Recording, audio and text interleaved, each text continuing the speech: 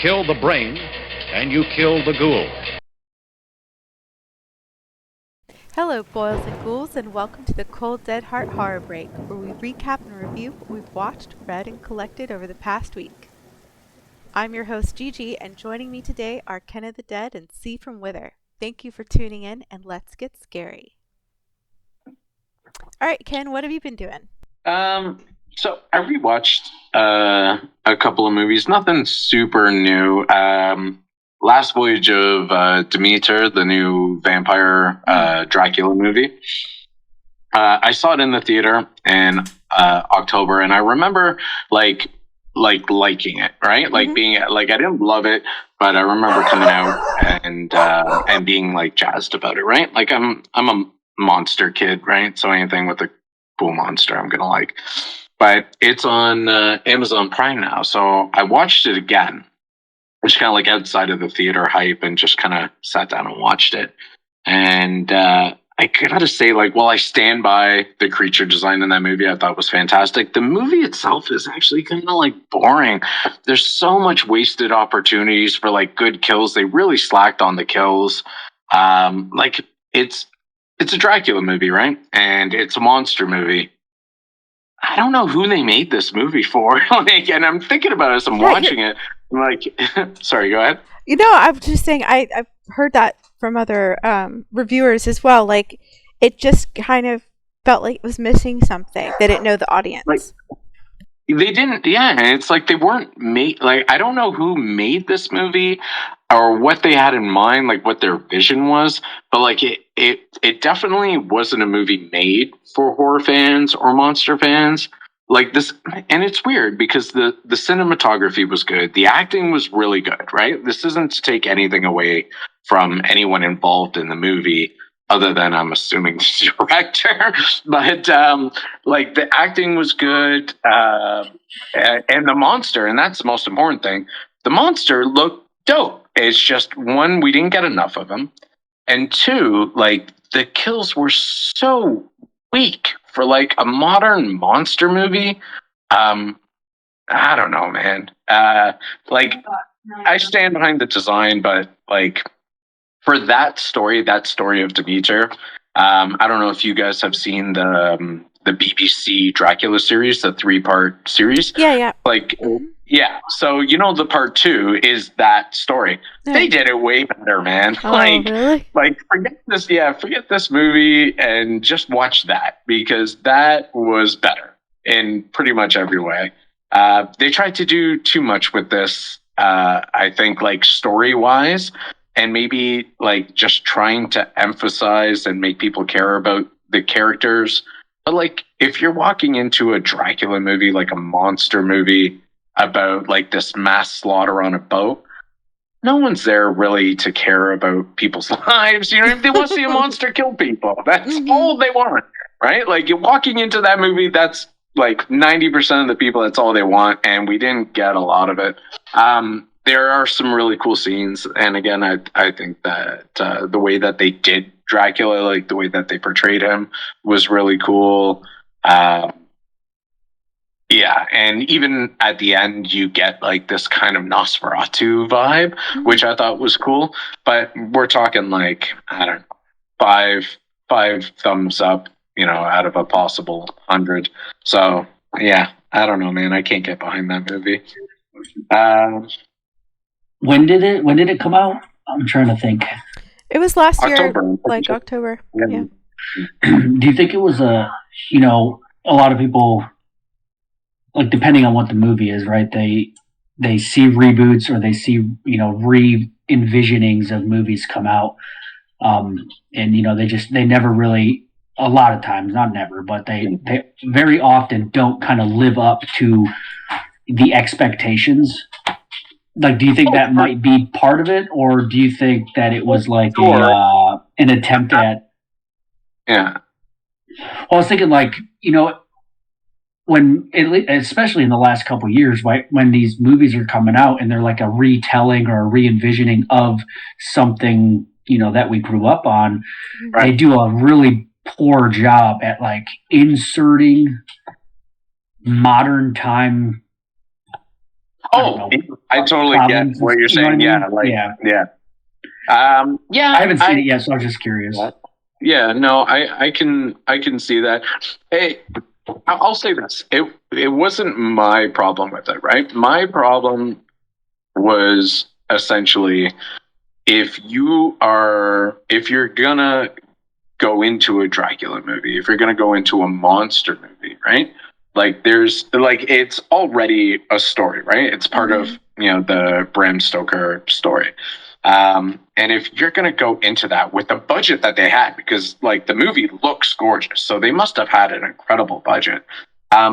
There's this like know your audience factor, I feel like, and if they made it for people that aren't into horror, those people are not going to like the movie, right? It's a monster movie. If they're making it for families, it's not a family movie. You know what I mean? So, like, the only audience you could really sell something like that to is going to be a horror-based audience. And they're, other than the monster design, which was really cool, and like I hate to keep saying it, but it's the only thing I liked about this movie. Yeah, like other than that, like and the acting was good, and there's all these factors that you could put into it, but overall it just felt like a huge waste of time and wasted opportunity. Like so much wasted time on stuff that I just didn't care about. I want to see a monster kill things. That is it, man. Like, like I don't want to say that's it. Give me good dialogue, give me good acting, give me good cinematography, but like the whole experience of itself, right? Like that movie could have been this dark, cinematic, 2-hour long slaughter, and I would have been like 10 out of 10. You know, right? Same actors. You know what I mean? Like, but just give me that. Oh, sorry. Yeah, no. Because from the trailer, it was almost like a feature-length Penny Dreadful, but it's sounding like a Penny Not. Not so dreadful? Yeah, totally. Yeah, 100%. That's a great 100%. Yeah. Yeah, other than that, just some retrospective watching on old classic movies and stuff, some cool stuff. But that was the big one that I wanted to talk about and just really get it off my chest. What about you, Steve? What did you get into? Well, this week was extremely busy on a number of fronts, so my selection was pretty limited. But I did end up watching Dead Rising: The Watchtower last Friday during our movie night. I know we had watched it previously, I think 4 or 5 months prior. I don't remember why I didn't remember it, because I know I had seen it even prior to that, but we brought it up in the last episode that was talking about the video games, and Dead Rising being one of those kind of genre-shaking games, kind of with like the way you could play it and everything. It was super open world, and you could be really, really creative with kind of how you were killing zombies and stuff. So watching the movie was a lot of fun, especially when I was 100% paying attention to it, like on Friday. They did a really good job, I think.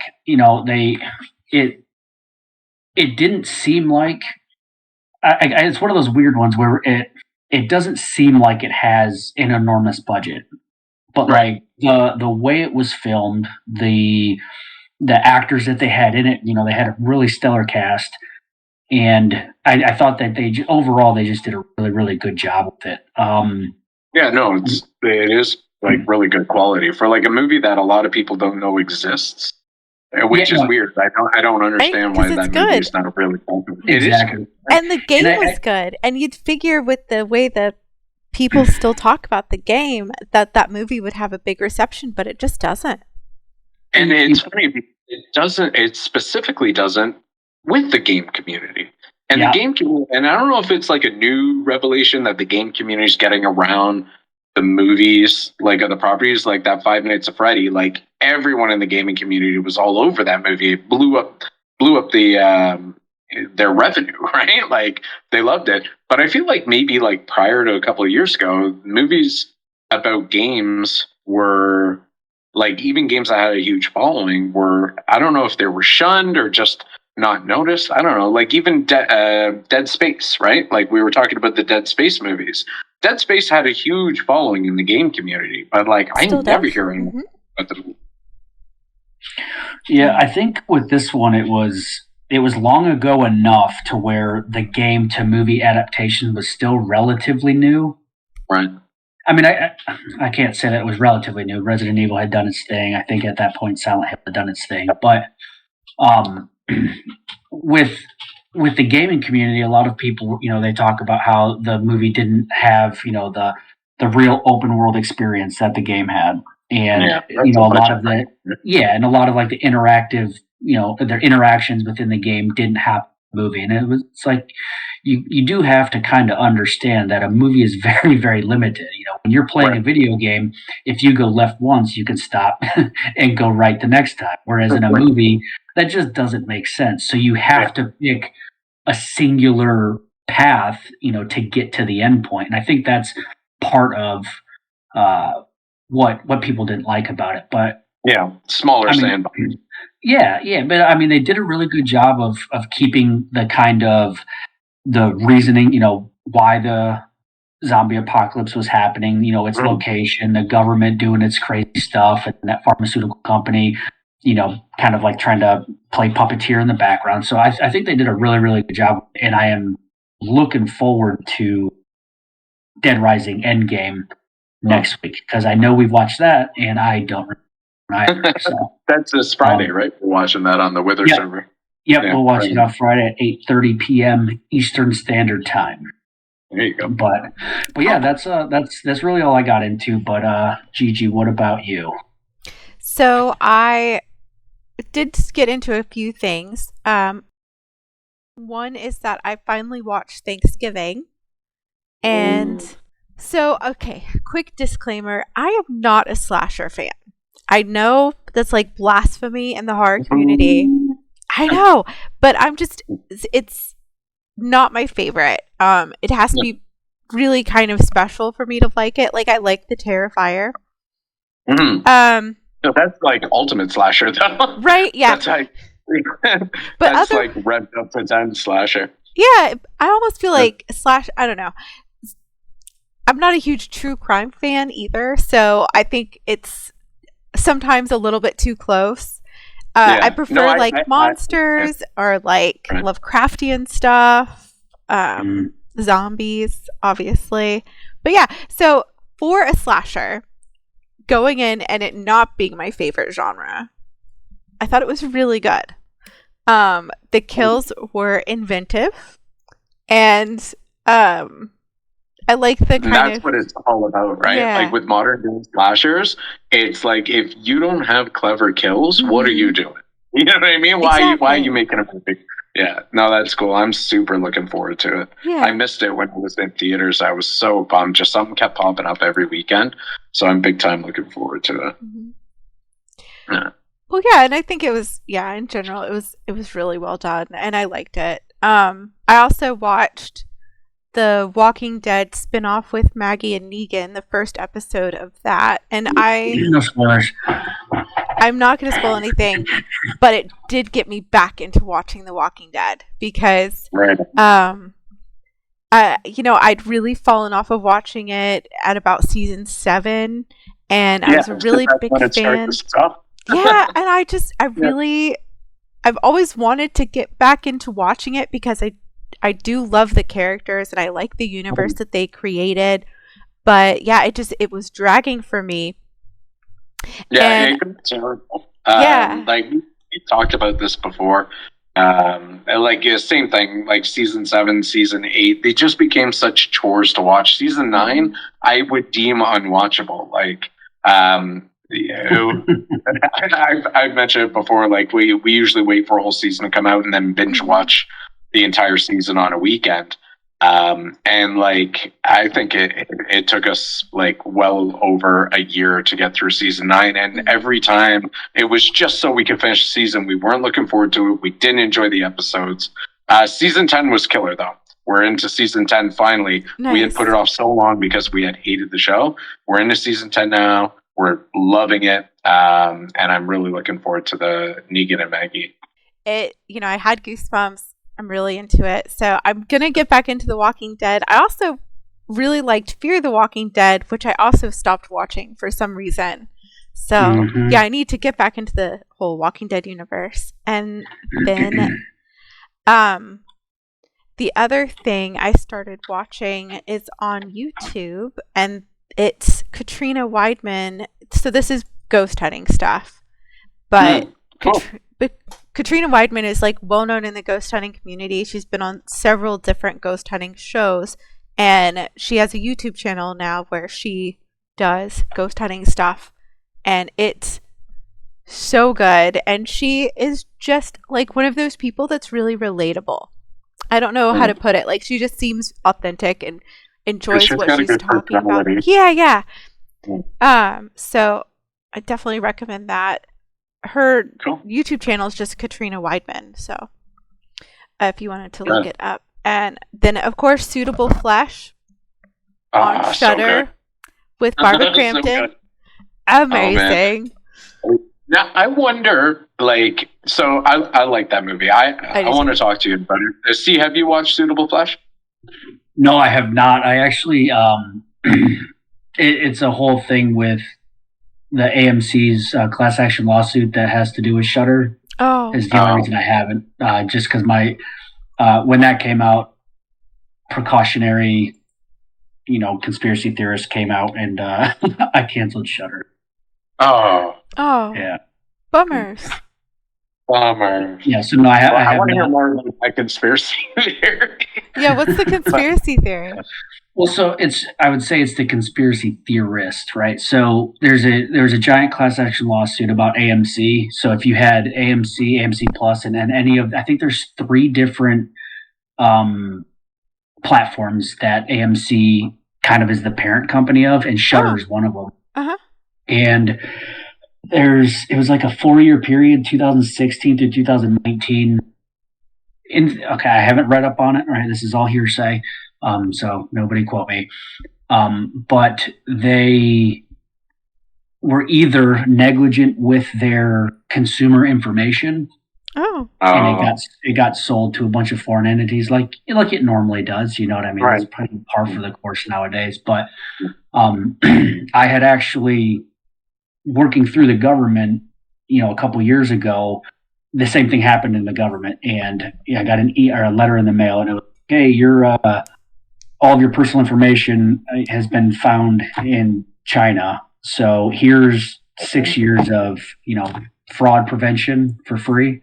It's kind of like, their payout to everybody. With anybody who got caught in it, they got a, free identity protection for however long. So ever since then, I've been kind of weary with stuff, just because, it's never fun to have your credit card information stolen, and all of a sudden you got charged. So yeah, it was just one of those things. For C, because the Chinese stole his identity. Like I said, don't quote me. But I did immediately shut my Shudder off after that, and just kind of a precursory, anticipation of what's going to come after that. So it was just like a happy bonus for me. Like, legit, I only have Shudder for The Last Drive-In. Oh my gosh, yeah, I love The Last Drive-In. Holy crap, that show's amazing. Yeah. Easily, like, 50% of my movie knowledge comes from Joe Bob. Right? Same. Yeah, totally. And Creepshow, right? Other than that, like, man, Tubi's got more horror movies, like 10 times more horror movies for free. So, like, paying for Shudder, like, outside of those 2 things doesn't make a ton of sense to me. But, like, I love My Last Drive-In, and I'm digging Creepshow. So, and I got Suitable Flesh, and I was like, yes, because I was super pumped for it. So this is the question I was going to ask you, G. I've got a lot of things to say about it, but I'm kind of wanting C to watch it before I go too deep into it. But do you think, so it was a good movie, right? Good movie. Do you think you would have liked it as much as you did if it didn't have Barbara Crampton in it? No. Because I know my answer is no. No. The cast I feel like the cast is what made that movie. Yeah. Because, I mean, it's a fairly typical, straightforward Lovecraft story, right? I mean, which I like already. So that's one thing it has going for it. But yeah, the cast definitely made it. I was just thinking about that quietly to myself because like all pumped on it, after I had watched it, and but like I feel like a lot of that excitement going in and a lot of joy in that is just seeing Barbara back into Lovecraftian horror, and like, man, I love her. Anyways, yeah, just a little side question there, but yeah, good movie. Mm-hmm. So, have you been reading anything or collecting anything this week too? Yeah, I do my weekly horror comics. Blood Commandment just wrapped up 4-issue miniseries by one of my favorite creators, Simon Kradunsky. That's that vampire noir story that I've talked about a few times. So the last issue came out, dark, sad, bloody, really good. It's pretty much what I was hoping for.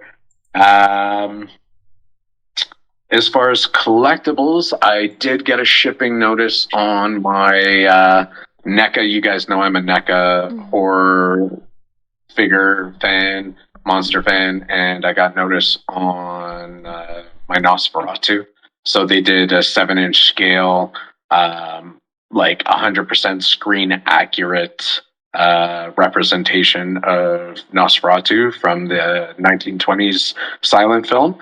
The images look amazing, yeah, and they always look better in hand than they do in the images. It's like this weird effect, like promo images, for anything else in the world, look better than what you actually get, right? Like, look at a McDonald's poster of a Big Mac and then go get a Big Mac, and they're not even in the same family, right?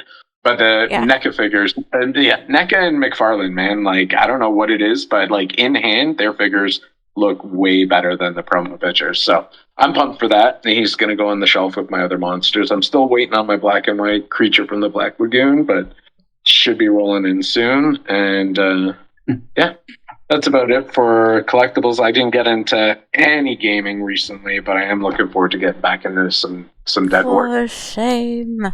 Yeah, you gotta. It's such a fun game. What about you, C?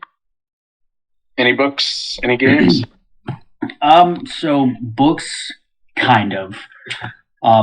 As you guys are intimately aware, me and Z are writing. We're in the process of writing another book that should be finished in like the next, I would say, 2 to 3 weeks before it gets, we work through it and have it published and ready to go for the Monroeville Living Dead weekend event in June.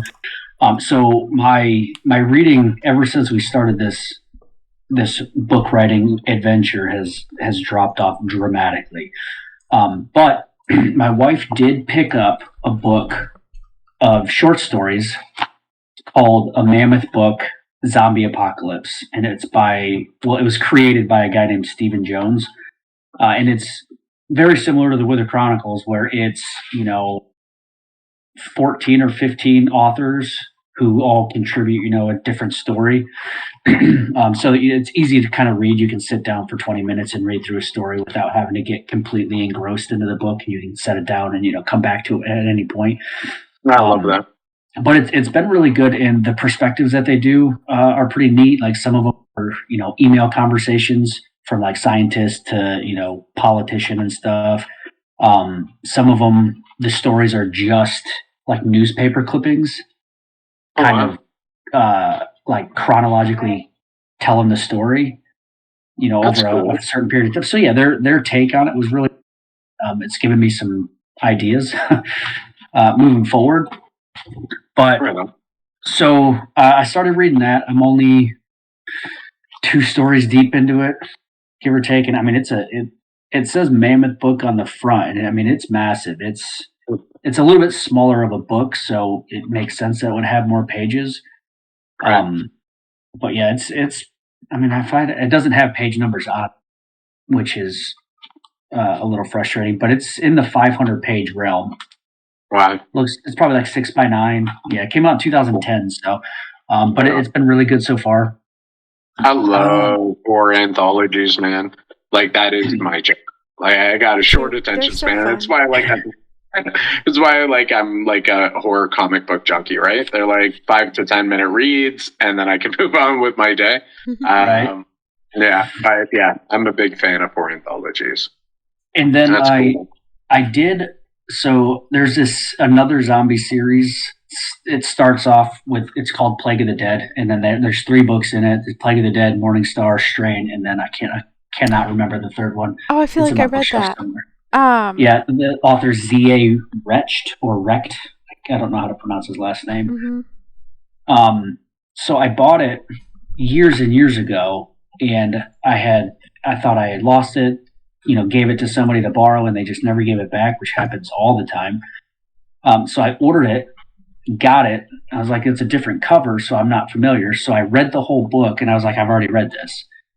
And then I just happened to be looking for a pair of shoes underneath my bed and found the original book that had been there for like 5 years. So I have bought 2 copies of the book number 1. But yeah, that's pretty good overall.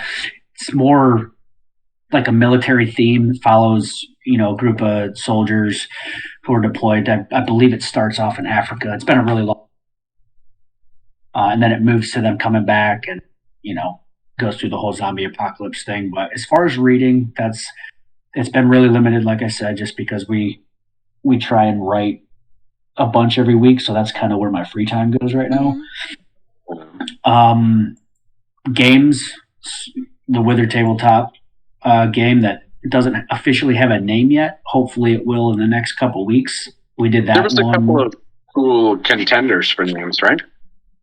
Yeah, so Dead Trek, A Survivor's Journey was one.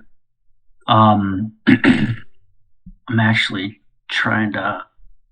I can't find them, but yeah, there's a couple decent ones, and the whole idea was, community built game, so the community should name it, that type of thing. Right. So yeah, we're hoping to kind of narrow that down in the next couple weeks, and then especially with the second full on session being on Saturday, that's going to kind of, I think, be our no-go for it being, fully operational. Mm-hmm. And then it's, minor tweaks here and there or whatever. But, and I had a lot of fun playing that. And I did playing it with players who had never seen the game and watching them kind of pick it up and, get into the mechanics of it was a ton of fun. Right. And collectibles. And aren't we having one of the primary game devs on for an interview soon?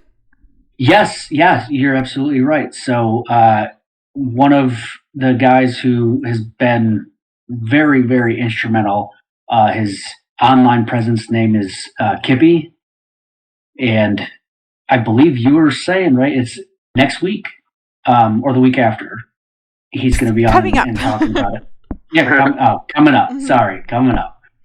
But no, he's been absolutely instrumental. If he hadn't been a part of it, I'm not certain we would be even close to where we're at, if we would have even been able to stick with it at all. He's a genius with this stuff, man. He's been crushing it. I've played, I've never ran or done the mechanics or anything like that. I've played, but so I could understand a lot of stuff, and then he gets deep dives into the behind the scenes stuff. I'm like, whoa. Yeah, he sends me some messages sometimes, and I'm like, dude, you got to pretend like you're talking to a 3-year-old to help me understand, because I don't know what we're talking about. But he's been able to take the very rudimentary caveman style things that I've been saying, and then being able to formulate them and then implement them into the game appropriately. But yeah, I'm really excited for that. Coming up soon. Yeah. Right on. Cool. But yeah, and then collectibles.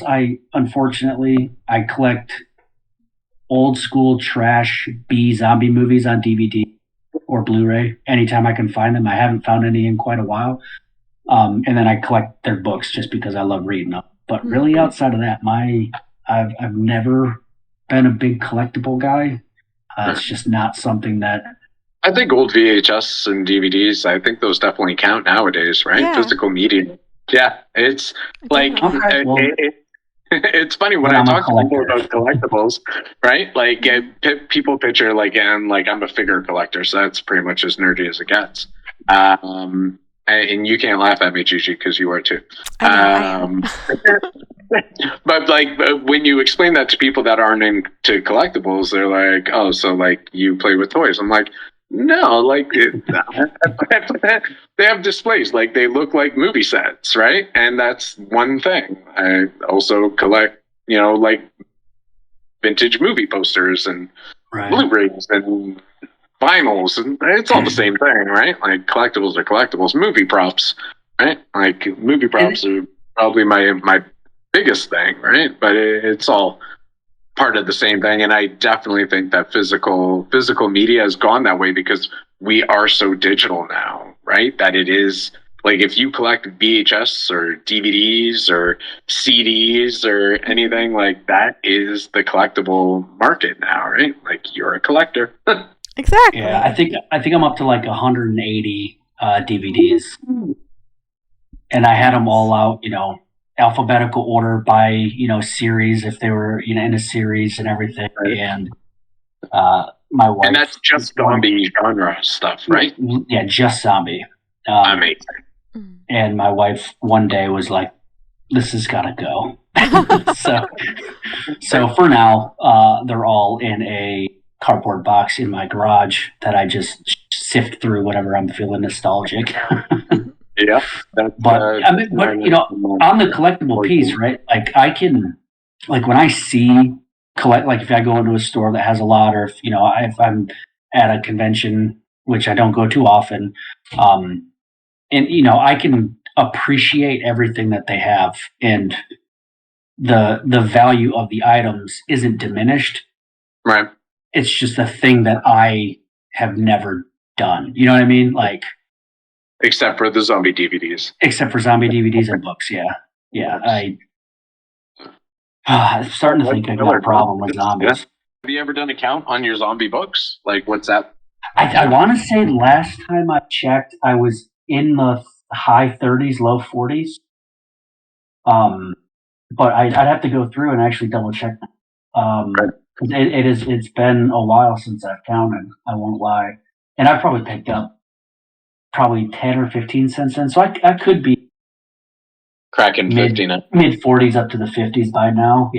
Nice. Yeah, but anyways, that's enough of me. Gigi, what about you? Any books, collectibles, games? Yeah, so there are a few books that I'm reading right now and or about to start. Right now I'm reading The Closet by Lori Fonteness, and it is like a ghost story where people buy a haunted house, essentially. And two of the people there, the mother... no, but they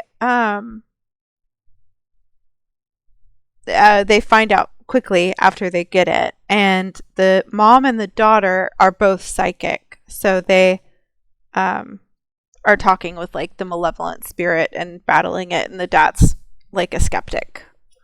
So it's good. I like it. I'm enjoying it. And then the other one that I'm really, really looking forward to diving into, because I've just gotten it, is Rust Colored Rain, which is an awesome title, by Otto Schaefer. Right? Like, that's a cool title. So it is a zombie story, because I have a slight zombie obsession as well. And the title comes from how the zombies were created, which is kind of fun, because a lot of times they just say mysterious illness. But right, yeah. But this is an asteroid was hurtling towards Earth, and they like nuked it or destroyed it, and it dispersed into our atmosphere, and then a rust-colored rain came down, and anybody, I guess, from the blip, so this isn't like a spoiler or anything, anybody who is exposed to it turns into a zombie, and like a lot of people were out celebrating in it because, you know, the Earth was not destroyed by an asteroid, is what is the vibe. Does that have like a Night of the Comet vibe? The synopsis did a little bit, which is another reason that I got like hooked into wanting to read it. Right. So I was like, "Ooh, that sounds like lots of fun." So, yeah, it's funny because it's funny that you said that because instantly, at first, I was thinking my brain didn't go to Night of the Comet, which we also watched recently, is one of my favorite '80s movies. But the original Night of the Living Dead, right? Mm-hmm. It was the satellite on Venus that they. Oh yes.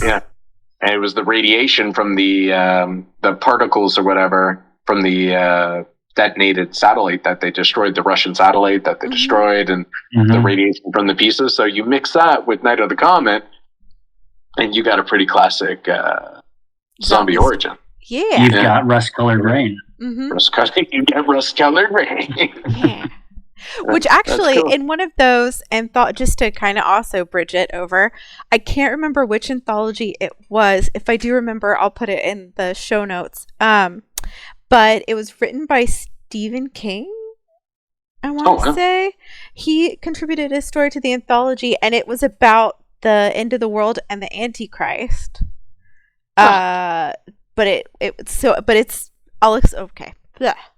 I'll explain how it turns into a zombie story. So, in it, there's like this genius, and he finds how to like get a wasp colony to not be as aggressive by like these special enzymes or something, and he figures out how to disperse the enzyme into the atmosphere and make humans more peaceful. So for 7 years, humans have an unparalleled success, and like they're building and they come together as people, but then it starts to like turn and have a negative effect, and every time you're exposed to the rain, you like lose more and more of yourself, including like basic functions. Yeah, that's pretty cool. And then everybody is a zombie. Super unique. Yeah, I'm a huge fan of the very unique. Like when it comes to, it's this virus, or it's this, whatever, permafrost bacteria that melted from global warming, But yeah, that sounds super cool. I wish it had been the whole book, because I think it was only like 7 or 10 pages, something like that. Oh. But it was good. Because it was an anthology. That's one of the things. I love them. And then sometimes I'm like, I need more. More, please. Yeah. And that was definitely one of those. And then as far as games, of course, I finished Alan Wake a week ago. Or Alan Wake 2, I'm sorry. A week ago or so. And I had missed, in the universe of Alan Wake, Control, which was released in 2019 by Remedy. And it's not an Alan Wake game, it's just the same universe, and they allude to it a lot in the second one. And I am kicking myself for not playing it sooner. It is so much fun. Do you feel like you missed anything by playing it out of order, or is it all still good? No, it's all still good, because they only really allude to it, so it's not like it took away from the game, like they were referencing it. Like they heavily reference the first Alan Wake and the second one a little bit, but mostly on the first. And so I feel like these were almost like bonuses, the references to Control, and it makes me want to play Alan Wake again. So yeah, just to see what else there is. But yeah, it's a lot of fun. And then for collectibles, so there's an artist called Wizard of Barge, and he does really fun and creative designs. And this isn't so much horror, but it is something I'm collecting because it's like a D&D thing. But there's a really awesome dragon and a wizard and stuff on the t-shirt. And it just came in today. I'm so excited. Oh, nice. Yeah. Right on. Well, and I like on the front of it, it says BDSM, but it's battles, dragons, swords, magic. I saw that picture you posted of the show. That when you ordered it. Yeah. I was like, yeah, that's good. That's a good one. Yeah, I like it. Right. So I'm super pumped about that because I collect T-shirts and I'm other. back for that too. Yeah. Yeah, it's like mostly like concert T-shirts. Like I had, like concert T-shirts from like when I was like a teenager. Like I keep them. They're like precious gold, and we go to like 4 or 5 concerts every summer, right? So Nice. it's like a thing. We gotta get there early and make sure we get like the tour T-shirt or whatever. And that's like my whole weekend wardrobe is just going through concert T-shirts. I love it. Well, yeah, so that's pretty much everything for me. Cool. This was a good weekly, guys. It was a good weekly. Yeah. All right, guys. Does anyone else have something to add? No, I'm good. No, I'm horror breaked out. All right. Well, thank you, fellow listeners, for tuning in, and stay spooky. Night, guys. Later.